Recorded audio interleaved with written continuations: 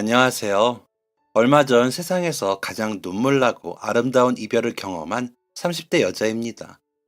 사람과 사람 사이는 천생연분, 찰떡궁합이라는 단어로 각별함을 표현하기도 하는데요. 천생연분도 찰떡궁합도 너무 잘 어울리는 말이었던 어느 한 노부부의 이야기를 들려드리고자 합니다. 저는 부모님 없이 할머니 밑에서 컸습니다. 고등학교로 올라가던 때 마지막으로 제 교복을 지어주시고 할머니께서는 하늘나라로 가셨고요. 저는 세상에 홀로 남겨졌어요. 어떻게 살지? 막막했는데 정말 신기하게도 사라지더라고요. 둘이 누우면 꽉 차던 방이 더 이상 비좁지 않다는 것 빼고는요. 작았던 할머니의 등이 실제로 그리 많이 자리를 차지할 리 없었지만 할머니가 가시고 제게는 넓은 방에 혼자 누워있는 기분이 들곤 했습니다. 홀로 남은 손녀를 위해 덜 먹고 덜 쓰며 아껴 모아온 통장에는 제가 대학에 가고 혼자 방을 구해 나가 살 수 있을 정도의 돈이 있었지만 저는 쓸 수 없었습니다. 그 집을 떠나고 싶지도 않았고요. 그렇게 저는 할머니가 돌아가신 후에도 변함없이 그 동네를 지키며 학교 생활을 하게 되었어요. 학교에서는 그렇다 할 친한 친구가 없었습니다. 유행하는 운동화, 그 흔한 핸드폰 하나 갖지 않고 지내는 저와 친해지고 싶은 사람이 있을 리 만무했어요. 그 생활도 나쁘지 않았습니다. 흐르는 시간에 그저 하루하루를 맡길 뿐이었습니다. 수업 시간엔 공부를 하고, 쉬는 시간엔 엎드려 자거나, 때맞춰 화장실을 다녀오는 반복적인 생활. 그러던 저의 하루에 어느 날 작은 변화가 생겼습니다. 규칙적으로 줄이 그어진 오선지 위에 실수로 떨어진 잉크 한 방울. 너 도훈이 아니야? 점심시간에 밥을 먹고 나오는 길에 한 남자아이가 제게 물었습니다. 흰 피부와 곱슬한 앞머리를 가진 아이였어요. 저는 시선을 내려 제 이름표가 달려있을 교복 조끼를 내려다 보았습니다. 응, 맞는데? 와, 야, 나 기억 안 나? 행복초등학교 6학년 3반 김재현. 저는 머릿속으로 6학년 교실의 모습을 떠올려 봅니다. 김재현, 2분단 셋째 줄에 앉아 장난스러운 목소리로 선생님들께 농담을 던지던 조그만 아이. 이제는 머리 위로 두 뺨이나 자란 모습이 낯설기만 했습니다. 이렇게 같은 학교로 오게 되다니 반갑기도 하면서 어색했어요. 안녕? 완전 반갑다. 그나저나, 넌 왜 이렇게 꼬맹이가 됐냐? 제 정수리에서 손바닥을 펼쳐 장난스럽게 제 턱 끝에 가져다 대는 그 친구의 행동에 야구르기보다는 웃음이 났습니다. 고등학교에 입학하고 나서 웃었던 적이 있었나? 속으로 생각했습니다. 그렇게 저는 낯가림 없고 장난스러운 그 아이와 친구가 되었습니다. 그 아이가 나타난 후로 저의 학교 생활에는 변화가 생겼습니다. 규칙적이었던 모든 것이 파괴되었어요. 파괴라고 표현했지만 은근히 바래왔던 변화였지 않았나 생각합니다. 둘이서 딱히 특별하게 뭔가를 하는 건 아니었어요. 함께 있으면 마음이 편안했고 저희 사이에는 격이 없었어요. 재현이는 저를 자주 자기 집에 데려가곤 했습니다. 재현이네 부모님은 세탁소를 운영하고 계셨습니다. 재현이네 집은 세탁소 뒤편에 위치해 있었어요. 그래서 집으로 놀러 갈 때마다 부모님을 뵙게 되는 것은 당연지사였습니다. 다녀왔습니다. 아들 왔어? 아이고, 우리 도훈이도 왔네. 안녕하세요. 그래, 그래. 춥다. 얼른 들어와. 재현아, 가스레인지 위에 떡볶이 있으니 도훈이랑 같이 데워 먹어라. 순대는? 없어, 이놈아. 있는 대로 먹어. 재현이네 어머니는 외모뿐만 아니라 말투까지 재현이와 많이 닮아있는 분이셨습니다. 청량하게 맑고 반짝반짝 빛나는 두 사람을 보고 있으면 저까지 밝아지는 기분이 들었어요. 실제로 재현이를 만나고 나서 저도 많이 밝아지기도 했고요. 주변 사람들까지 기분이 좋게 만드는 힘이 있는 사람들이었습니다. 재현이네 어머니는 때로는 제 가슴을 콕콕 아프게 만들기도 하셨습니다. 주말을 앞두고 재현이네에 놀러 가게 되면 교복 세탁을 해주겠다고 바지와 티를 챙겨주셨는데 일요일에 교복을 찾으러 가면 어머니께서 몰래 새 양말을 한가득 챙겨주곤 하셨거든요. 그 양말들은 늘 뽀송했고 세탁소 다리미에 다려져 양말답지 않게 칼각이 세워져 있었습니다. 제가 부모님 없이 혼자 사는 걸 아시고 엄마 없는 티 나지 말라고 신경 써주신 마음이었다고 생각합니다. 그렇게 저는 따뜻한 듯 춥고 사랑받으면서도 어딘가 모르게 외로운 고교 시절을 보냈습니다. 저는 재현이네 가정의 화목함이 부러웠습니다. 만약 나의 부모님이 살아계셨다면 우리 집도 저랬을까? 하는 상상은 무한히 반복되었습니다. 재현이의 밝은 모습은 그의 부모님에게서부터 오는 것 같았거든요. 부모의 아들에 대한 내리사랑보다는 부모님 두 분끼리의 사랑이 유난히 더 반짝이는 집이었습니다. 여보, 당신 좋아하는 붕어빵 사다 놨어요. 정말? 고마워요. 선희 씨도 하나 잡숴. 난 괜찮아. 당신 많이 드세요. 난 붕어빵보다는 동준호빵이 더 좋아서. 아우, 엄마, 아빠, 도훈이도 있는데 작게 좀 말하셔요. 왜? 난 괜찮아. 부모님이 사이 좋으신 건 좋은 거지. 부부라는 것은 원래 저런 모습일까? 살면서 한 번도 본 적 없는 다정한 부부의 모습은 드라마나 소설에 나오는 인꼬부부 그 자체였습니다. 두 분의 그런 모습들이 너무나 행복해 보였고, 그런 두 분의 영향을 받아 재현이도 사랑이 충만한 아이로 자라겠다는 생각이 들었고요. 새 가족과 외딴 아이 하나, 부모라는 존재를 모르고 자란 저의 눈에는 그들의 모습이 그들만의 세상처럼 느껴지기도 했습니다. 물론 사랑으로 키워주신 할머니에 대한 감사함과는 별개로요. 상상도 잡생각도 하지 않고 지내온 지난 날들과는 달리 재현이네 가족을 알고 난 후부터는 제 머릿속엔 늘 상상들로 가득했어요. 갑자기 늘어난 사랑 수치 때문일까요? 그저 눈으로만 보고 귀로만 듣던 사랑이 어느 날 불쑥 제 가슴속으로 들어왔습니다. 제 곁에는 오직 재현이뿐이었고 늘 친구이기만 할 것 같았던 절친한 친구가 어느 날 남자로 느껴지게 된 것이죠. 그러나 저는 제 마음이 무엇인지 정확하게 알지 못했고 고등학교를 졸업하고 재현이가 군대에 갈 때에도 단짝 친구로서 담담히 작별 인사를 했었습니다. 재현이가 곁에 없는 시간은 길고 길었습니다. 아르바이트를 해서 번 돈으로 얼마나 자주 면회를 갔는지 모르겠습니다. 재현이의 저녁날 저는 더 미룰 수가 없어 솔직하게 털어놓았어요. 야, 나 아무래도 너 좋아하는 것 같아. 뭐? 왜, 안 되냐? 아니, 넌 무슨 애가, 진짜야? 응, 진짜야. 그럼 내 이름 불러줘. 좋아하는 사람한테 고백하면서 야가 뭐냐, 야가. 이름을 불러달라고?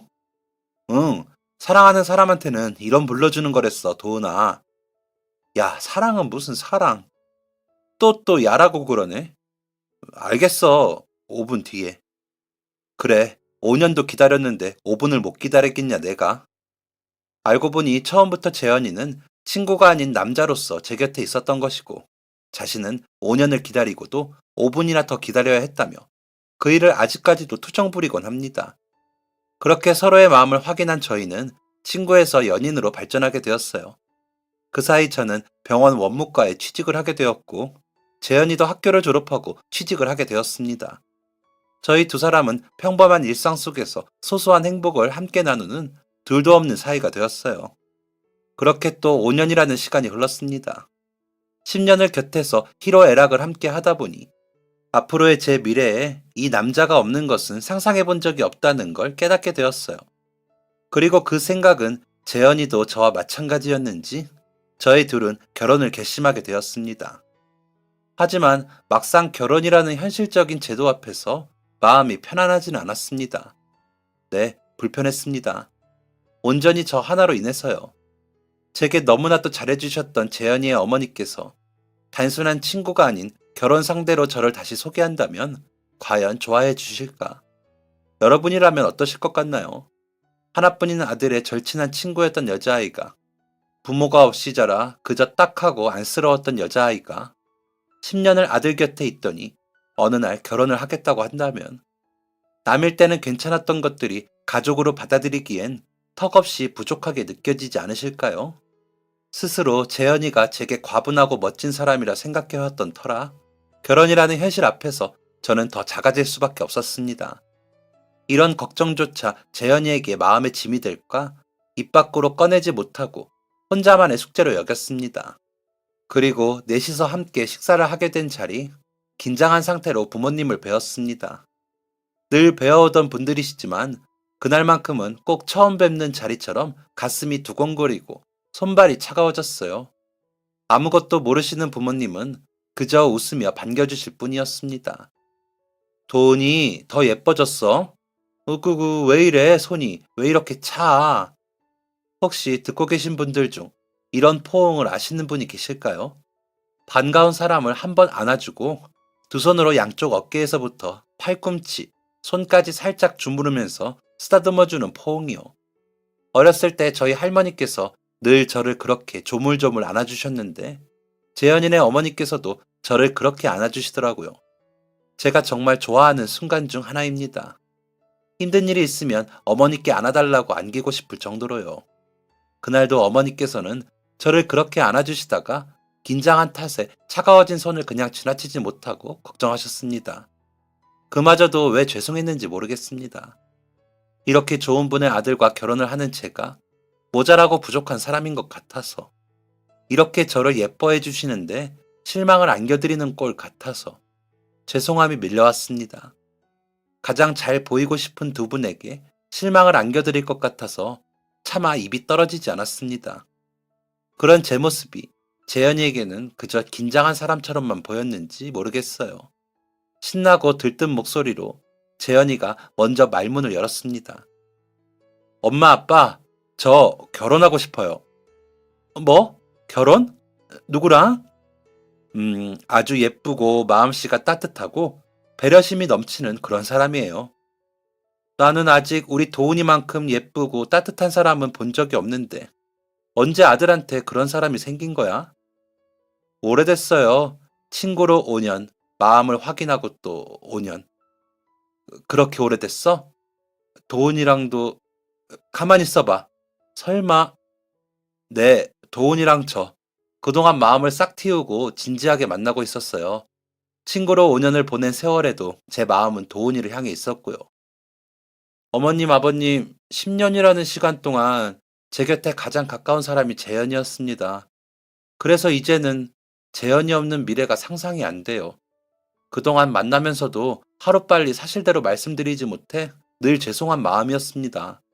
제가 많이 부족하겠지만 허락해 주신다면 행복하고 따뜻한 가정 이루어 잘 살게요. 어머, 세상에. 여보, 선이야. 괜찮아? 선이야. 어머, 이리온. 우리 아가 예쁜 거사. 박재현, 너 엄마를 이렇게 놀라게 하다니. 도훈아, 고맙다. 나랑 아버지가 매일 소원하던 것이 우리 재현이 너처럼 곱고 마음씨 따뜻한 사람 만나 행복하게 사는 것이었는데 고맙다, 도훈아. 그래, 도훈아. 너 부족한 것 하나도 없다. 오히려 우리 재현이가 너한테 턱없이 부족한 자식이지. 너처럼 바르고 고운 아이가 세상에 어디 있다고. 우리가 정말 고맙다. 너한테. 그리고 재현이 너희 자식. 이렇게 기쁜 소식이면 미리 귀뜸이라도 해주던가. 울 마누라 놀라서 심장이라도 아프면 어떻게 책임지려고. 역시 좋아하실 줄 알았어. 그래서 더 미루고 싶지 않았어요. 우리 도훈이 나뿐만 아니라 엄마 아빠한테도 더 많이 사랑받게 해주고 싶어서. 10년 전 그날부터 지금까지 늘 반겨주셔서 고맙고 감사했는데 이런 순간까지 반겨주시고 좋은 말씀 해주셔서 정말 너무 감사해요. 저 아껴주신 만큼 재현이 더 아껴주는 좋은 동반자가 되겠습니다. 걱정과는 달리 어머님, 아버님은 저희의 결혼 소식마저 진심으로 반겨주셨습니다. 죄송하다는 부정적인 마음보다 고맙고 감사한 따뜻한 마음이 자라나게 해주시는 분들. 그 자리에서 또 한 번 아름다운 사랑을 느끼게 되었어요. 이렇게 사랑이 충만한 사람들과 그려갈 앞으로의 제 인생을 생각하니 또 다른 의미로 가슴이 두근거렸습니다. 저는 그렇게 재현이와 결혼식을 올리게 되었어요. 부모님이 안 계셔서 할머니가 돌아가셔서 찾는 이 없는 신부 측 좌석들은 친척 대신 직장 동료들과 재현이의 친구분들이 채워주셨고 가장 마음에 걸렸던 것은 텅 비어있을 혼주석이었는데요. 부끄럽기도 하고 가슴도 아팠지만 신부 측 혼주석은 비우고 식을 올리기로 했었습니다. 그런데 결혼식 당일 신부 행진을 하고 돌아보니 비어 있어야 할 신부 측 혼주석에 어머님께서 앉아 계시는 것이 아니겠습니까? 사람을 잘못 보았나 싶어 얼른 신랑 측 혼주석으로 고개를 돌렸습니다. 그곳에는 어머님 없이 아버님 혼자 자리를 지키고 계셨습니다. 그 후로 식이 끝날 때까지 어머님을 바라볼 수가 없었습니다. 눈물이 나서요. 어머님, 아버님의 예상치 못한 깜짝 선물에 신부 행진 직후부터 쏟아지던 눈물. 행여나 어머님과 눈이라도 마주쳤다간 정말 목 놓아 엉엉 오열할 것 같았거든요. 행복한 마음과 감사한 마음이 온데 섞여 기쁜 얼굴을 하고 힘껏 눈물을 흘렸습니다. 그런데 제 표정을 보고 몇몇 하객분들은 그렇게 좋냐? 하며 우스갯소리를 던지기도 했습니다. 결혼식, 일생에 한 번뿐이라 절대 잊을 수 없는 소중한 날이라고들 하지요. 한 사람과의 미래를 약속하는 날이기도 하지만 제게는 다른 의미, 약속과 소중함이 공존했던 날이었습니다. 절대 잊을 수 없는 누군가의 가족이 된다는 기분, 결혼식이 끝나고 애지중지 저를 키워주셨던 할머니께서 꿈에 나오셨습니다. 살아생전 모습보다 훨씬 좋아진 얼굴과 표정을 하시고는 제가 좋아하는 포옹을 해주시고 머리를 빗어주셨어요. 도은아, 우리 똥강아지. 좋은 사람들을 만나 원 없이 사랑할 일만 남았구나. 늘 건강하고 사랑하며 행복하게 살아라. 할미 없이도 예쁘게 잘 커줘서 고맙다. 예쁘다, 우리 강아지. 꿈속에서 만난 할머니의 말씀대로 결혼 후 저의 인생에는 사랑하고 사랑받는 일만 가득했습니다. 재현이는 그전보다 더 많이 표현하고 행동하는 사람이 되어 있었어요.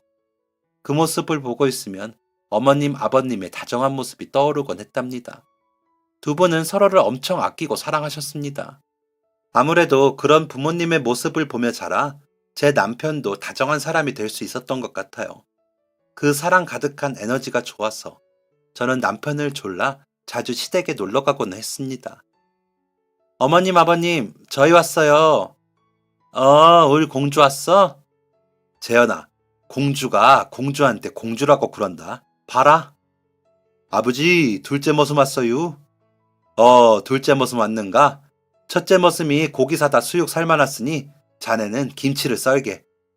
아유, 누가 머슴이야. 여기 머슴이 어디 있어. 내가 상 차릴 테니까 다들 그냥 가서 앉아 있어요. 선희씨, 제가 할게요. 공주님들은 저기 가서 앉아 계세요. 어머님, 아버님, 제가 할게요. 도은아, 아버지랑 내가 할 테니까 공주님들은 저기 가서 앉아 계세요. 못 살아, 공주야. 우리가 비켜주자. 안 되겠다. 아버님의 이러한 어머님 사랑에 저까지도 결혼하고 시댁에서 손에 물 한 방울 묻힌 적이 없으니 너무 감사한 일이었어요. 어머님과 아버님의 티격태격하는 사랑 표현도 너무나 예뻐 보였고요. 그런 예쁜 사랑 속에 제가 함께 한다는 사실이 그저 신기했습니다. 도은아, 많이 먹어라. 네, 아버님, 너무 맛있어요. 입에서 사르르 녹아요. 입에 맞아서 다행이야. 그나저나, 이젠 좀 그만 오려무나. 네? 아버지, 서운하게 그게 무슨 말씀이셔요? 아니, 연석들아. 주말엔 우리 시외로 데이트도 나가고 해야 하는데 너희들이 자꾸 들이닥치니 갈 수가 있어야지 원. 너희들은 신혼이 되어서 데이트도 안 다니고 뭐하러 매일같이 집으로 오고 그러냐? 재현이 너도 아무리 도훈이가 괜찮다, 좋다 해도 그러는 것 아니다. 내 아들이 이렇게 여자를 몰랐어야. 아이고, 아버지, 아빠. 아빠 아들은 데이트하고 싶은데 자꾸 시댁으로 가자는 걸 어떡해요? 도훈이는 엄마 아빠 보고 싶다는데 그럼 나는 어떻게 여기 와서 활짝 웃는 아내 얼굴 보고 싶어지지 않겠어요? 여보, 애들한테 왜 그래요? 몰라, 아무튼 오지 마. 저번 달부터 은행 단풍 보러 저기 놀러 가기로 했는데 이러다 다 지겠어. 도훈아, 네가 이해해라. 아버지가 요즘 이렇게나 소녀 같다. 다음 주는 우리 삐돌이 달래주러 은행 단풍 보러 가야 할 것 같으니 다음 주엔 오지 말고 너희 둘이 시간 보내줘. 하하, 네, 어머님, 아버님. 다음 주는 저희 안 올 테니 예쁜 단풍 구경 많이 하고 오세요. 저희도 낄 땐 끼고 빠질 땐 빠져야죠. 삐돌이라니, 듣는 삐돌이 섭섭하게. 아이, 나 진짜 우리 동준 씨 없이 못 살지 싶다. 이렇게 매일매일 사랑하는데. 나도 우리 선이 없으면 못 살아. 우린 나중에 저 세상 갈 때도 둘이 동시에 가야 돼. 두 분은 입버릇처럼 저 세상도 같은 날 손잡고 가자고 하시며 서로 사랑하셨습니다. 그런 두 분의 대화를 듣고 집에 돌아오면 저희 부부도 비슷한 대화를 주고받으며 사랑을 확인하곤 했어요. 그런 대화를 듣고 나누다 보면 사랑하는 사람과 손잡고 나란히 죽는 거라면 슬프지 않고 꽤 행복할 것만 같은 생각이 들었습니다. 사랑하고 행복할수록 죽음이 두려워지지만 죽음을 두려워하지 않는 방법도 사랑이라는 것을 깨달았어요. 하루는 퇴근하고 남편과 함께 저녁 식사를 하고 있는데 아버님께 전화가 걸려왔습니다. 네? 아빠. 응. 어? 엄마가요? 어쩌다가. 아, 좀 어떠세요? 네. 저희 금방 갈게요. 왜? 무슨 일이야? 엄마가 계단에서 미끄러져서 좀 다치셨나 봐. 지금 병원에 계신다네. 가봐야 할 것 같아. 어떡해. 얼른 가자. 빗길에 미끄러우셨나? 지금 바로 가자, 여보. 어머님께서 다치셨다는 이야기에 깜짝 놀라 병원으로 달려갔습니다. 비가 오면 계단이 미끄러워 늘 저희에게 입버릇처럼 미끄러우니 조심해라 하시곤 했었는데 저희 걱정 다 해주시고는 어머님께서 다치셨다니 너무 초조했습니다. 많이 다치신 게 아니기를 간절히 기도하며 놀란 남편을 달랬습니다. 급한 마음으로 노크조차 못하고 어머님께서 계신 병문을 열자 누워 계신 어머님과 그 옆에 서서 젖은 수건으로 어머님의 얼굴을 닦아주시는 아버님이 계셨습니다. 아버님은 많이 우셨는지 퉁퉁 붓고 붉어진 눈을 하고 저희를 맞이해 주셨어요. 어머, 여보, 애들한테 이야기하셨어요? 하지 말라니까. 어머님, 괜찮으세요? 나 진짜 아무렇지도 않아. 그냥 조금 다친 거야. 조금. 엄마, 다리에 깁스 두른 사람이 하실 말씀은 아닌 것 같은데? 아빠가 잘 전화하셨지. 엄마 아파서 누워있는데 그걸 우리가 모르면 어떡해. 말하지 말라고 그렇게 얘기했는데. 참. 여보, 누워있어, 누워있어. 아니, 네 엄마가 평소에 절대 그러는 사람이 아닌데 늘 우리한테 조심하라고 이러면 일렀지. 이렇게 자기가 넘어져서 사람 놀라게 할 줄은 몰랐다. 넘어지고 자기도 아픈지 눈에 눈물이 그렁그렁 하면서도 괜찮다고 파스 뿌리면 낫는다고 하는데 아니 병원에 데려와 보니 깁스를 2달이나 하고 지내야 한다지 뭐냐. 발목이 골절돼서 이따만하게 부었어. 그걸 보니 내가 속이 상해 안 상해. 어머님, 골절이라니 얼마나 아프셨어요. 깁스를 2달이나 하고 계시려면 많이 힘드실 텐데. 제가 당분간 옆에서 같이 지낼게요. 골절이라는 단어에 2번 놀란 저는 어머님이 너무 걱정되었습니다. 다리가 다치셨으니 혼자 화장실 왔다 갔다 하는 것만으로도 큰 피로감이 몰려오실 터. 저라도 곁에 있으면서 손발이 되어드리면 한결 편하지 않으실까 했어요. 다친 곳이 아무는 동안만이라도 혼자 계시면 안 될 것 같았습니다. 제가 당분간 함께 지나겠다고 말씀드리자 어머님께서 돌연 큰 소리로 웃음을 터뜨리셨고 그런 어머님 앞으로 아버님께서 저를 가로막아 서시고 버럭하셨습니다. 얼핏 화를 내는 것처럼 보이지만 퉁퉁 부어버린 눈과 근엄한 표정 뒤로 보이는 뾰로통한 표정이 남편을 닮아 꼭 아기 호랑이 같은 느낌이었어요. 어머님께서 큰 소리로 웃음을 터뜨리신 것이 조금 이해가 가는 순간이었습니다. 아가, 넌 그러지 마. 선이 옆에는 내가 있는데 내가 곁에 손이 되고 발이 될 건데 내가 여기서 지내면 되니까 넌 괜히 그러지 마라. 아빠, 왜 화를 내고 그러세요?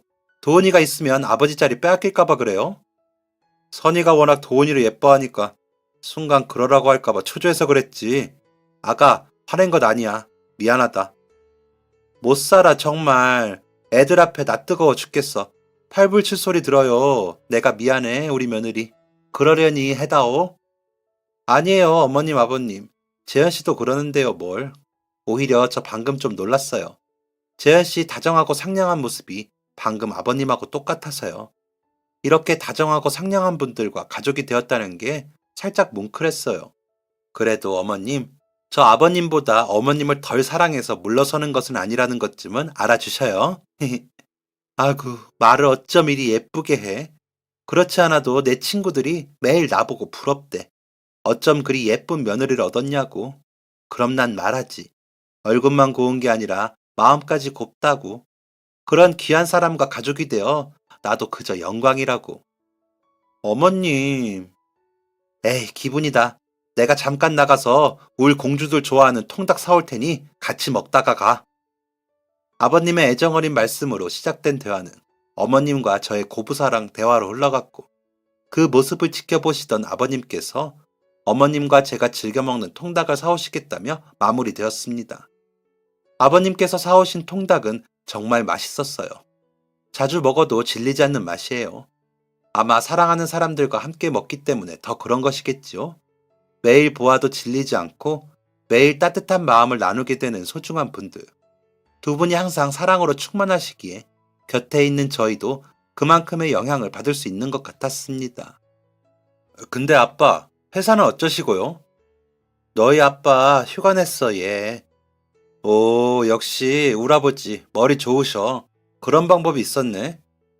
하하, 아들아, 넌 아직 이 아빠 따라오려면 멀었다. 그럴 만한 일이 아니라고 혼자 충분히 잘 지낸다고 몇 번을 얘기해도 꼭 자기가 그렇게 해야겠다고 그래서 말릴 수가 있어야지. 휴가 내고 하루 종일 내 손이며 얼굴이며 닦아주면서 저렇게 울어대는데 무서워서 그랬지.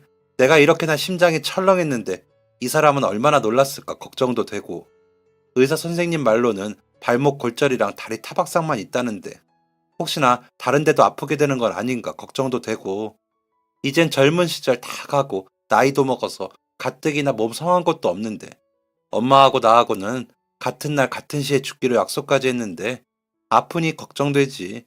그 약속 못 지킬까봐 지금 생각해도 무서워. 무서워 아주.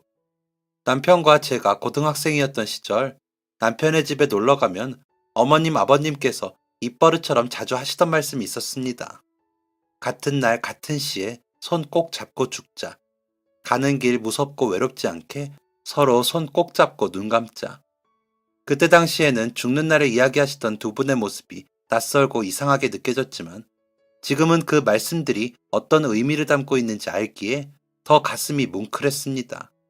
저희가 고등학생에서 성인이 되어 결혼까지 하게 된 10년이라는 시간 동안 꾸준히 하시던 말씀이지만 그날 그런 말씀을 들으니 가장 먼저 드는 생각이 그런 날이 오지 않았으면 좋겠다 였습니다. 저도 남편도 누군가를 세상 밖으로 잘 안녕할 수 있는 마음가짐이 준비되지 않았거든요. 아버님은 그렇게 어머님께서 태어나시고 어느 정도 적응하실 때까지 어머님을 간호하시느라 회사에 휴가를 낸 채 곁에 있으셨습니다. 아버님께서 그렇게 지극정성으로 간호하시니 저희는 아버님을 통해 어머님이 쾌차하시는 과정을 전해 들을 수 있었고요. 여보, 당신이랑 어머님 아버님 모두 참 다정하고 따뜻한 분들인 것 같아. 이제는 아무런 말이나 행동 없이 그냥 존재만으로도 그 따뜻함을 느낄 수가 있어. 곁에 있어서 든든하고 마음이 따뜻해지는 그런 존재. 그런 게 가족인가? 당신이 그렇게 바라봐주니 내가 오히려 고마운데? 우리 집은 평범하고 특별할 것 없는 사람들이 모여있는 가정이었는데 당신이 오고 나서 특별한 가족이 되었지. 그래서 난 당신이 내 친구였던 그때 우리 가족보다 당신과 함께 나의 울타리를 새롭게 꾸리게 된 지금의 우리 가족이 더 좋아. 평생 친구로만 지낼 뻔했던 당신이랑 이런 대화를 나누는 부부가 되었다는 게 얼마나 내 마음을 따뜻하게 만드는지 당신은 모르지? 왜 당신은 이렇게나 다정한 거야? 당신은 이런 나 어때? 부담스럽다면 줄이려고 노력해볼게. 근데 예전에 우리 아버지도 어머니께서 너무 팔불출 같다 하시니까 조금 덜 하려고 노력하시던 시절이 있었거든. 결과적으로 잘 안 됐어. 조금, 아주 조금 덜 하시긴 한데, 예전엔 어머니 아프시면 다 나을 때까지 회사 휴가 내고 간호하시던 분이셔. 하하, 그래도 이젠 조금 괜찮아지시면 다시 출근하시니 많이 좋아진 편이지. 아무튼, 도훈이 당신이 내 애정 표현이 부담스럽다면 줄이려고 노력해본다고. 그러니까 꼭 얘기해주기다. 나 당신한테 점수 깎이고 싶지 않아. 다정함이 부담스러울 수가 있나. 더군다나 내가 사랑하는 사람이 나를 이만큼 따뜻하게 대해주는데 지금 당신은 내 마음속 꼭대기까지 올라가서 내려올 생각을 안 하는데 오히려 난 어머님 아버님을 뵈면서 두 분을 닮고 싶다는 생각을 많이 해. 살면서 딱 한 가지의 사랑만 할 수 있다면 난 그런 사랑을 하고 싶어. 여보, 당신이랑. 고마워. 나 솔직히 이렇게 결혼해서 같이 사는데도 당신이 내 여자인 게 안 믿긴다. 하하. 우리도 그거 할까? 어머니 아버지처럼 죽는 날 같이 손잡고 죽기? 같은 날 같은 시에 손잡고 죽기. 이거 아니야? 그거 맞아. 하하. 누가 누구를 먼저 보내고 다시 만날 날을 기다리고 하는 것보다 처음 함께 손을 잡았던 그날처럼 마지막 손잡는 날도 함께 하자. 우리. 어머님 아버님을 동경하고 사랑하고 존경했던 저희 부부는 그렇게 두 분의 약속을 우리 두 사람의 가슴에도 새기며 영원한 사랑을 약속했습니다. 말도 안 되고 지키기 힘든 약속임을 알면서도 약속 한 번으로 더 강한 저희가 되는 힘이 생겼어요.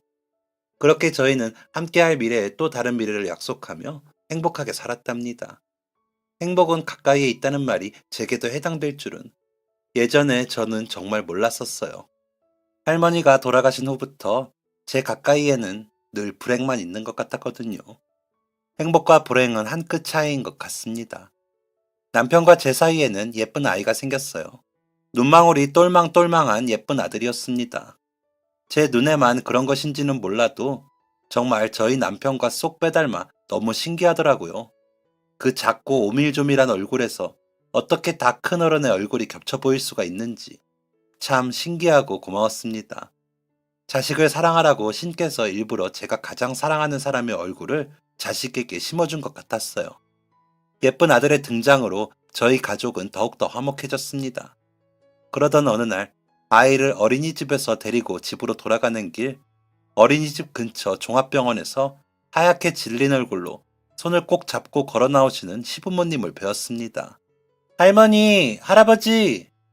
멀리서 봐도 느껴지는 무거운 기운에 선뜻 인사를 망설이던 그 순간 아들이 손을 번쩍 들고 제자리에서 방방 뛰어대며 두 분을 불러 세웠습니다. 신호 건너편에 계시던 두 분의 얼굴이 저와 아들을 발견하고 한층 더 어두워지셨습니다. 저는 본능적으로 알았습니다. 두 분의 건강에 문제가 생겼다는 것을요. 아들이 제 손을 잡고 빨리 건너가자고 보챘습니다. 아무 일도 아닐 거라는 침착하고자 하는 마음과 이미 코끝이 시큰해져 버린 마음은 앞뒤를 다투어 제 얼굴에 그려지고 있었을 것입니다. 그런 제 마음을 읽으신 건지 한참을 멍하니 서 있는 제 앞으로 어머님과 아버님께서 먼저 건너오셨습니다. 아들은 힘찬 발돋움으로 할아버지 품에 쏙 안겼습니다. 태호, 어린이집 다녀오는 길이야? 네, 저 오늘 밥 2번 먹었어요. 밥 2그릇이나 먹었어? 태호, 이제 형아 다 됐네. 어머님, 아버님, 식사는 하셨어요? 이제 집에 가서 먹어야지. 아가, 너도 아직이지? 네, 재현씨 오면 같이 먹으려고요. 근데 병원은 뭐 때문에 다녀오신 거예요? 아, 별거 아니야. 잊어버려라. 태호, 이제 집에 가서 맘마 먹어야지. 너희 아빠 좀 있으면 올 텐데. 아빠한테 가서도 오늘 밥 2그릇 먹었다고 자랑하고, 응? 어머님, 아버님은 마치 들켜선 안 될 것을 들킨 사람들처럼 평소답지 않은 짧은 인사와 바쁜 발걸음으로 시야에서 사라지셨습니다. 한번 불안한 마음이 들자 그 마음은 걷잡을 수 없이 커졌어요. 결국 식사를 마치고 남편에게 이야기하게 되었습니다. 여보, 근데 어머님, 아버님 말이야. 아까 태워 데리러 갔다 오는 길에 배웠거든. 그랬어? 왜, 뭐라고 하셨어? 아니, 그게 사실 어머님, 아버님께서 병원에서 나오시더라고. 여쭈어도 별거 아니라고 하시기에 더 여쭤보지는 못했는데 당신이라도 연락드려보는 게 어때? 두 분 병원 나오실 때 표정이 잊혀지지가 않아. 이대로 그냥 넘어가면 안 될 것 같아서 그래. 남편 역시 제 말에 불안함을 느꼈는지 그 자리에서 바로 부모님께 전화를 드렸어요. 뚜루루 뚜루루. 2번이면 늘 전화를 받으셨는데 그날은 또 한참 뒤에야 핸드폰 너머로 목소리가 들려왔습니다. 잘 들리지 않는 통화 내용이었지만 어두워지는 남편의 표정을 보고 저도 덩달아 마음이 무거워졌어요. 남편은 전화를 끊고 집에 가보려는데 같이 가겠냐고 했고 저도 그렇게 남편을 따라 나섰습니다.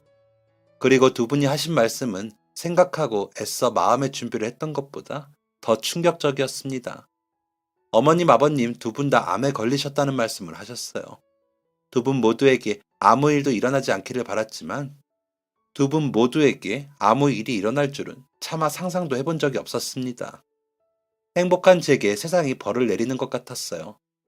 어머님, 아버님의 암 선고 이후로 저와 남편은 어두운 방 안에 불 하나 켜지 않고 걷고 있는 사람처럼 너덜거리는 하루하루를 보냈습니다. 아마 저보다 남편이 더 고통스러운 마음이었겠지요. 하지만 저는 그런 남편을 달래줄 힘조차 남아있지 않았어요. 부모님이라는 존재에 시자를 붙여서 그렇지 두 분은 제게 진짜 부모님이었습니다. 살 날이 얼마 남지 않았다는 거짓말 같은 현실은 멀쩡한 사람도 망가뜨려 놓을 수밖에 없었어요. 암세포가 성장하고 전이가 된다는 것을 말로만 들어봤지 그렇게 무섭고 빠른 속도일 줄은 몰랐습니다. 저와 남편은 평범했던 일상을 버리고 어머님 아버님의 병간호에 몰두했습니다.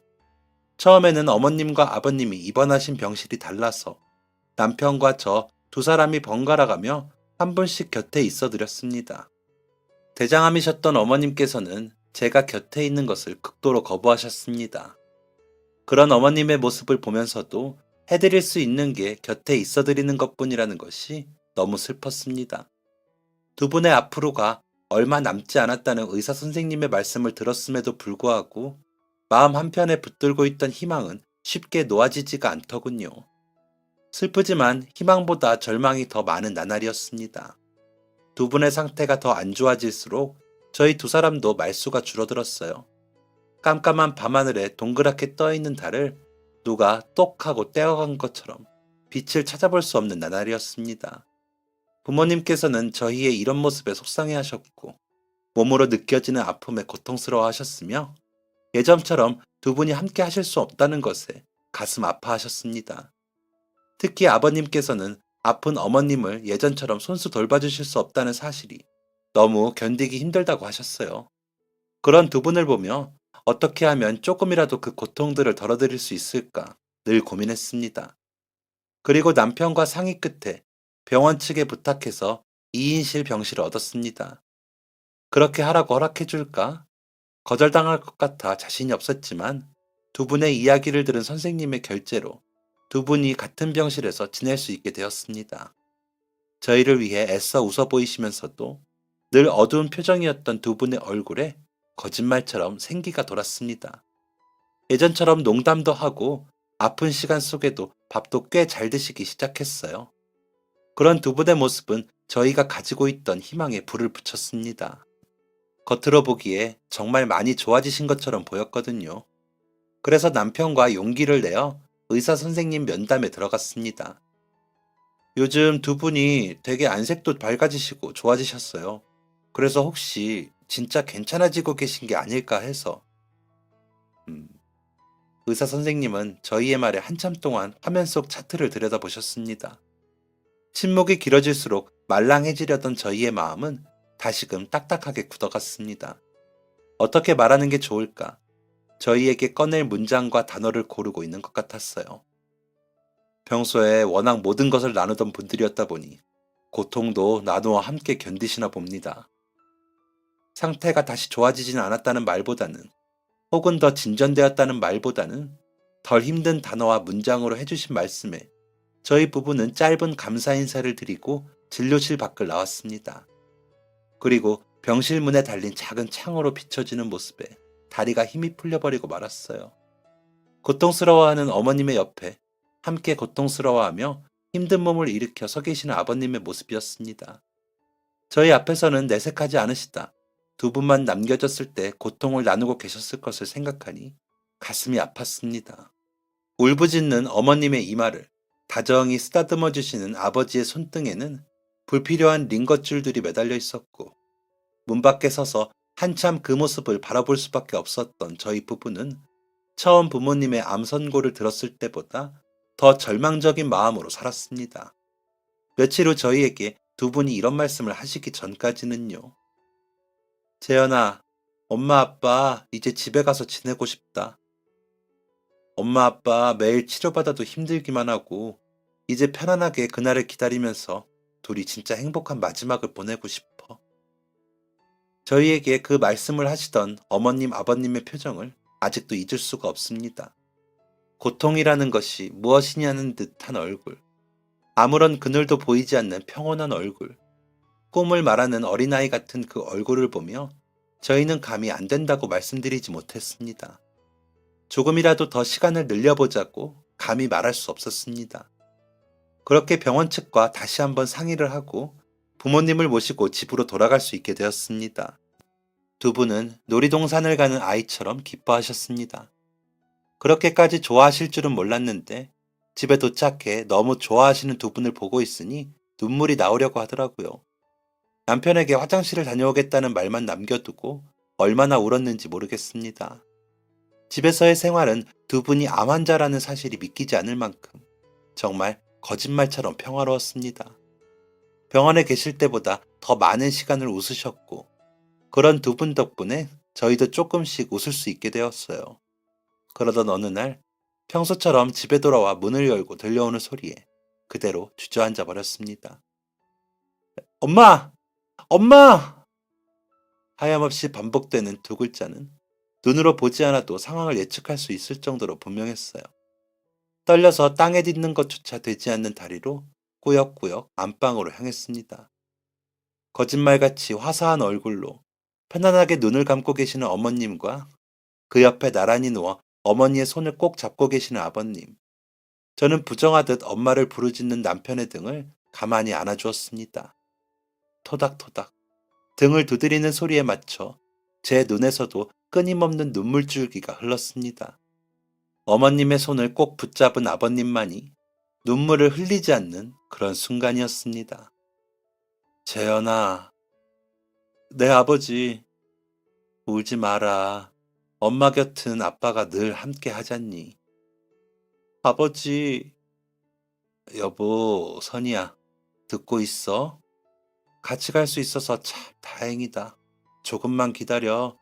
우리 아들하고 딸한테 사랑한다고 말은 해주고 가야지. 그리고 그 말을 마지막으로 아버님은 그렇게 눈을 감으셨습니다. 사랑한다는 말을 해주고 가신다던 아버님, 어머님 곁으로 가는 것이 급했던 것이겠지요. 말씀하지 않으셔도 저희는 다 알고 있었습니다. 저희를 많이 아끼고 사랑하셨다는 걸요. 어쩌면 저희가 사랑한 마음보다 더 큰 마음으로 저희를 사랑해 주셨다는 걸요. 어머님, 아버님은 그렇게 세상을 떠나셨지만 늘 저희 곁에 그대로 계셨습니다. 언제나 어디에서나 함께 하셨습니다. 늘 입버릇처럼 죽는 날 같이 가자고 하셨던 아버님. 정말 5분 차이로 어머님을 따라 그렇게 가시는 모습에 감히 상상할 수 없는 사랑을 배웠습니다. 이제 누구보다 저희 두 사람을 응원하고 사랑해 주셨던 두 분을 볼 수 없고 만질 수 없지만 두 분이 저희의 가슴속에 새겨주신 위대하고 찬란했던 그 사랑만은 여전히 따뜻한 온기로 남아 있습니다. 그 사랑을 잊지 않고 늘 마음에 새기며 부모님을 닮은 사랑을 하는 부부가 되려고 합니다. 그리고 우리 아들 태호에게도 사랑의 위대함과 따뜻함을 느낄 수 있도록 그들이 걸어온 길을 저희 또한 걸어보려 합니다. 그렇게 흔들림 없이 아름답고 따뜻하게 한결같은 마음을 가질 수 있을지 모르겠어요. 하지만 그 완벽하지 않은 어설픔 또한 사랑의 일부라고 생각합니다. 요즘 꿈속에 어머님께서 다려주셨던 교복 양말이 자꾸 나옵니다. 그때 뭉클했던 그 마음이 자꾸 저를 울립니다. 아직 강해지려면 멀었지만 저보다 더 아프고 힘들면서도 잘 견뎌주는 남편을 생각하며 강한 아내, 강한 엄마, 강한 사람이 되어 사랑하고 사랑을 가르쳐 보려고 합니다. 우리 가족이 더 사랑으로 충만하기를 응원해주세요. 감사합니다. 지금까지 사연 들어주셔서 감사합니다. 사연이 재밌으셨다면 구독과 좋아요를 눌러주세요. 감사합니다. 안녕히 계세요.